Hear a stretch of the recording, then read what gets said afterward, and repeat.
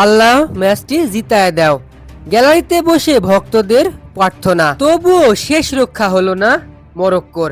বিশ্বকাপ থেকে রীতিমতো কেঁদে বিদায় একমাত্র মুসলিম দল হিসেবে টিকে থাকা মরক্কো। অপরদিকে মরক্কোকে রীতিমতো কাঁদিয়ে কোয়ার্টার ফাইনাল নিশ্চিত করলো শক্তিশালী ফ্রান্স। উল্লেখ্য যে এবারের আসরে একমাত্র মুসলিম দেশ হিসেবে টিকে থাকা মরক্কো মাঠে নেমেছিল শক্তিশালী ফ্রান্সের বিপক্ষে, আর যেখানে শুরু থেকেই চলে আক্রমণ পাল্টা আক্রমণ।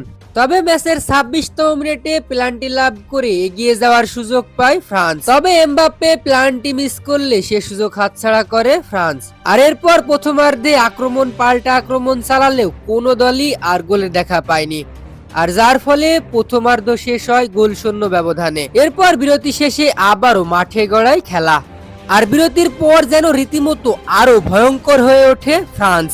কিলিয়ান এমবাপ্পে, ওসমান ডেম্বেলেরা শুরু করেন একের পর এক আক্রমণ, আর যার ফলে দ্বিতীয়ার্ধে এসে আর গোল পেতে বেগ পেতে হয়নি ফ্রান্সকে। ম্যাচের 60তম মিনিটের মাথায় অনবদ্য গোল করেন এমবাপ্পে। এমবাপ্পের গোলে লিড পায় ফ্রান্স। এরপর মাত্র 6 মিনিটের ব্যবধানে আবারও মরক্কোর জালে গোল করেন ফ্রান্স, আর এবার ফ্রান্সের হয়ে দুর্দান্ত গোল করেন ওসমান ডেম্বেলে। রীতিমতো 2-0 গোলে পিছিয়ে পড়ে মরক্কো।